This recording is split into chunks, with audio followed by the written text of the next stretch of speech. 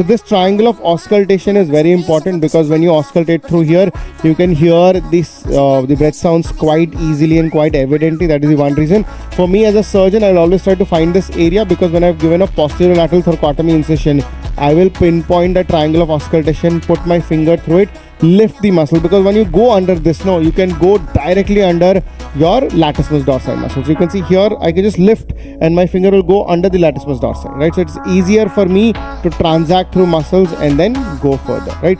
So this is your triangle of auscultation.